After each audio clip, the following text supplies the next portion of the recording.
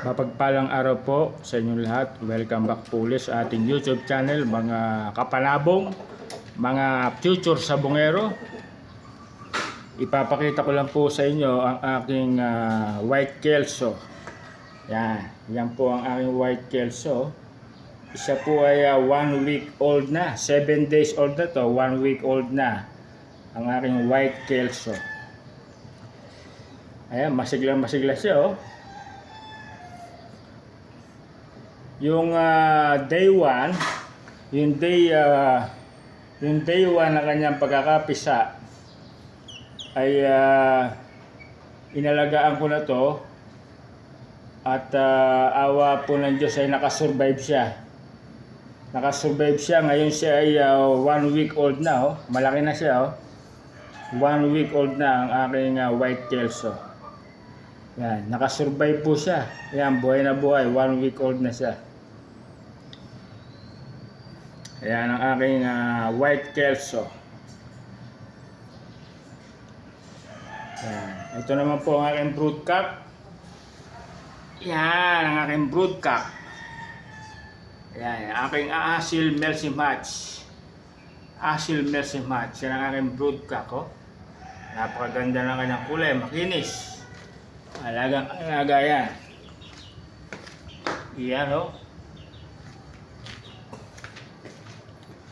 Yan ang aking white kelso. O, nilalaro siya ni Yula. Si Yula, yung pusa ko yan, si Yula. O, nilalaro siya. Nasa ilalim ng lamesa si Yula.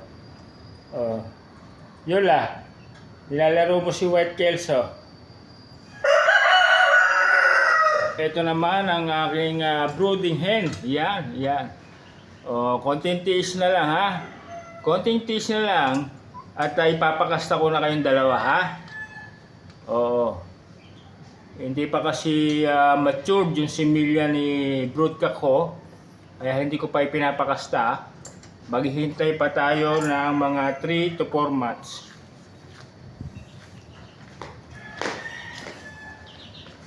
Yan oh. Ang aking white kelso nilalaro ni Yula.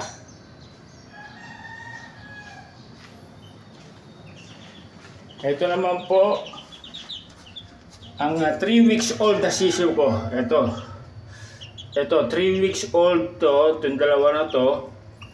Yung isa yung mayahin. Ang bloodline nito ay 50% SBR, 50% white kelso. Yan ang bloodline niya, yung mayahin.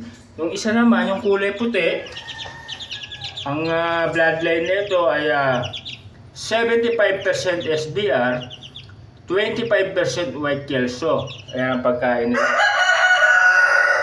Binibigyan ko sila ng Integra 1000 ang pagkain nila. Para naman sa kanilang digestive system, para maging malakas ang kanilang digestive system, binibigyan ko sila ng Yakult. Yan, Yakult yan. Yan ang kanilang inumin, Yakult. Ayan o. Ayan, masigla silang dalawa. Ayan. Ayan, 3 weeks old ito. Itong dalawa na to. Bali mo po 4 weeks old na pala. 4 weeks old na pala ito. Kasi nabili ko to 3 weeks old. Isang linggo na sila sa akin. 4 weeks old na sila. Ayan, 4 weeks old na itong dalawa na to.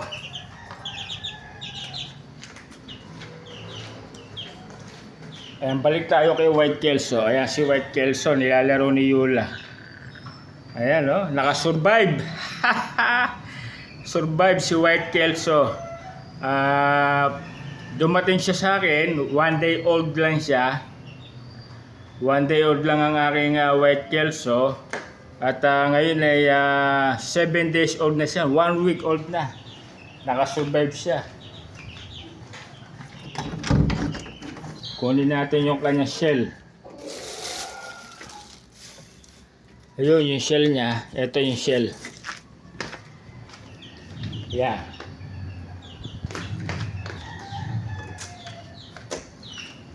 Ito yung kanyang shell oh.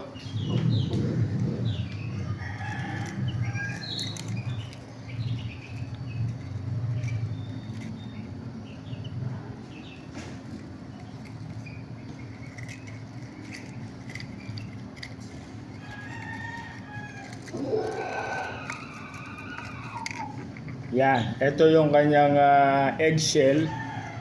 Yan, dito siya napisa. Yan. Dito siya napisa sa shell na to, eggshell. Yan, ito ang kanyang pinagmulan. Yan, ito ang kanyang pinagmulan ni White Kelso. Ito yung shell, oh. Yan. White Kelso. Dito siya nagmula, dito siya napisa. Itong eggshell na to. Yan. Yan. Ayan, oh. WK White Kelso.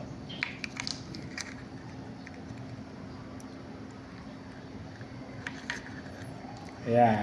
White Kelso WK. Ayan, nakasurvive siya. Oh, nakasurvive. Binibigyan ko siya ng Betrasin Gold. Yan ang pinaka-vitamins niya. Nakasurvive si White Kelso. Yula, ikaw, ina-atake mo si White Kelso. Si Yula, oh. Gusto niya atakihin si White Kelso. Buti, naagapan ko. White Kelso. Itatago ko na si White Kelso. Hanggang dito na lang po. Maraming salamat po sa inyong pagsubaybay sa aking breeding journey. Paki-subscribe na lang po, paki-share at paki-like. Maraming salamat po. God bless you all. Ayan si White Kelso.